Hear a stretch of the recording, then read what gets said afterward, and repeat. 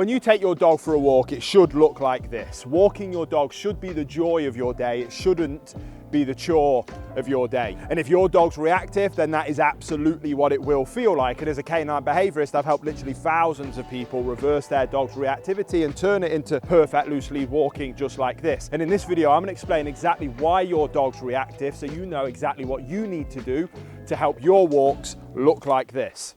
So for us to understand why your dog's reactive, we first of all have to understand the trigger. Now the trigger, or what might be referred to in more advanced behavior as the emotionally competent stimuli, is the thing in the environment that causes the behavior in the first place. It's the change in the environment that leads to what we're going to talk about in the next couple of points that then leads to the behavior. It's the first stage of the process. And if you want to be able to fix your dog's reactivity, you have to understand the entire process, which starts by identifying your dog's trigger. Now, for most dogs, the trigger is fairly self-explanatory. Most people have their dogs that are reactive to other dogs, so the trigger would be the sight of another dog.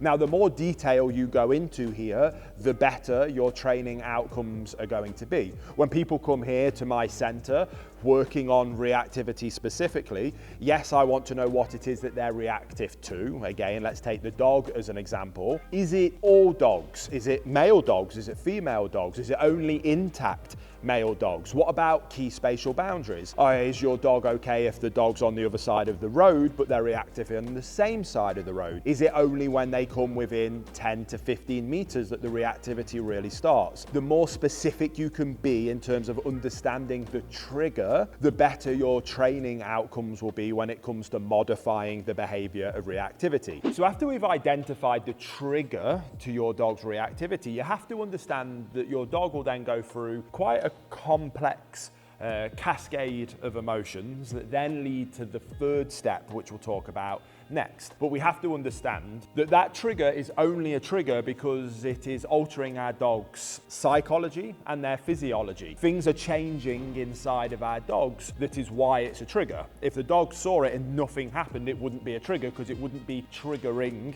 anything. And if we can understand what it is on an emotional level that our dogs are feeling, you're going to be setting yourself up for huge, monumental levels of success. Now, in my experience, 9 times out of 10 when it comes to reactivity, there is usually a level of fear that's involved. The trigger is triggering a fear emotional response in the dog, which then leads to the next step of the process, which is then when we start to kind of see the behavior reinforcing, which we'll talk about in a second. But the vast majority of dogs see the other dog, for example, they feel a little bit fearful, and that's the emotion that's next. There are other emotions such as kind of hate and repulsion. These are very kind of academic, scientific lists of emotions from a psychological perspective that, again, if you geek out on these kinds of things like I do, you'd really enjoy looking into, and looking into Panksepp's emotions will be a really interesting thing for you. But if you're not and you just want to know why your dog's reactive so that you can stop it,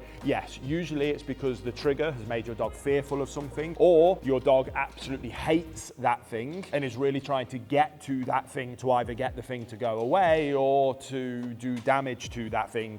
But that's the next step that we're going to talk about in a minute. So once we understand that reactivity stems from a trigger that makes our dog go through an emotional change psychologically and physiologically, we then have to move into the next step, which is then the motivation behind the behavior. The beautiful thing about dogs is that they are fairly simple, and most behaviors will have a very clear reason. They have a clear motivation that the dog is trying to achieve. When it comes to reactivity, just how like the vast majority of reactivity in my experience stems from fear, the motivation is to get the other dog to go away. Now let's break these 3 steps down into a classic example of reactivity. We're out with our dogs, everything's fine. We see the other dog, the trigger. That then triggers fear in our dog, and our dog is then motivated to get that dog to go away. They want to increase the distance.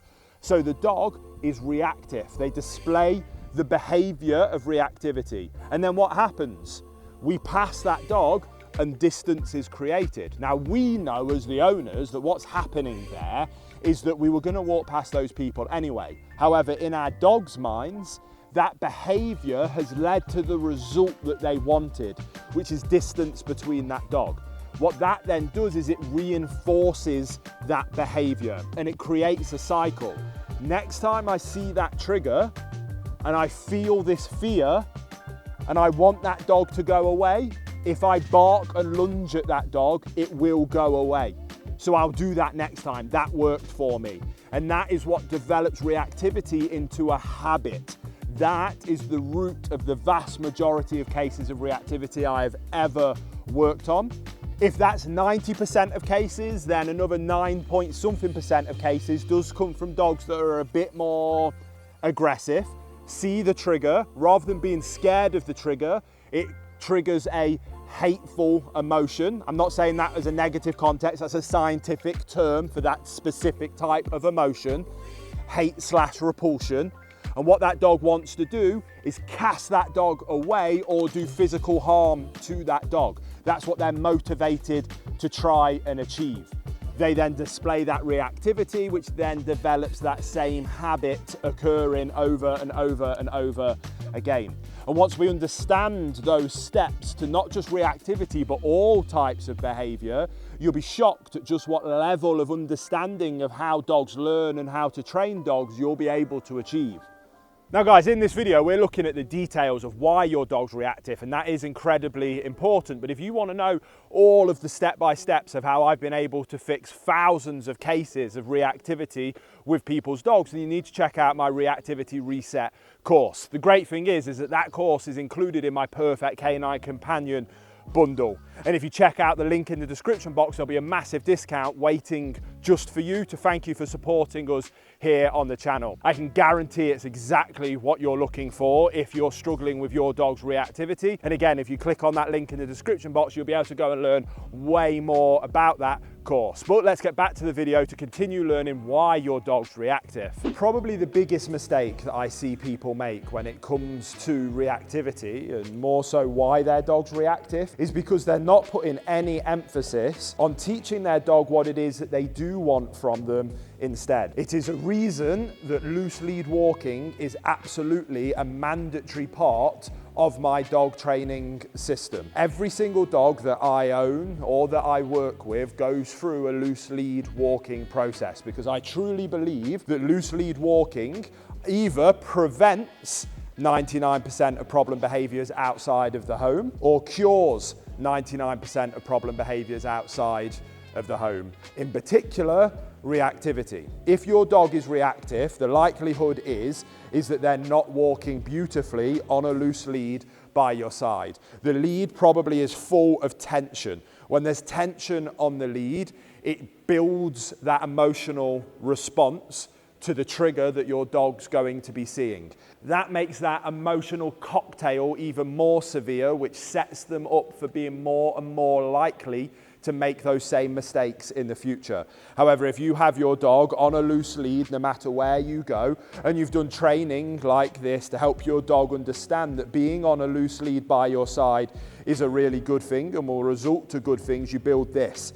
You build engagement with your dog where they're focusing on you. The more they're focusing on you, the less they're focusing on either triggers or potential triggers, which minimizes that emotional response, minimizes that motivational requirement, and allows you to facilitate the desired behavior that you want from your dog instead. So yes, it is a little bit of training that you have to do, because the truth is you can take your dog from a nightmare puller through to a beautiful loose lead walker in less than a week. So if you really want to master reactivity, you have to understand something called my behavior highway. And let's imagine you're out with your dog and everything's going fine. You've not seen anything, there's been no triggers to cause the behavior. And then suddenly that trigger displays itself. What happens is that your dog sees that trigger and then it has choices it can make on how to behave. And all of those different choices are different behavior highways. What we have to do is we have to teach our dog which choice we want them to take. And we have to make that highway as appealing as possible. And we do that with obedience training and positive reinforcement-led obedience training. But that alone rarely works when it comes to reactivity, because we can do everything in our power to make that behavior decision as appealing as possible to our dogs. But if they still have the choice of which behavior to choose, there's a very good chance that they'll choose the reactivity-based pathway. So if we want to have success, we have to take a twofold approach. First of all, yes, we have to make the right decision as appealing as possible, as easy as possible for our dogs to choose that choice. However, we also have to barricade off the wrong decision. And we do that by interrupting the bad decisions. Now, those interruptions can look like one of many different things, from verbal interruptions to, yes, we might need to use some physical interruptions to let them know that is a bad decision and it's causing you a lot of problems. It's causing me a lot of stress. If you've got dogs this size, it can be causing you a lot of physical harm, and it's definitely going to be causing stress to the other people that your dogs are reacting towards. So we have a duty of care to say, no, you can't make that decision anymore. But remember, this decision we've spent loads of time working on, helping you understand is the right decision. Choose that one instead. And over time, what happens is your dogs will stop choosing that bad decision, because they know that that only leads to that decision being interrupted. They choose the good decision because they know that that decision leads to positive, wonderful things. And it's in that combination of both of those things that leads to real success when it comes to reactivity.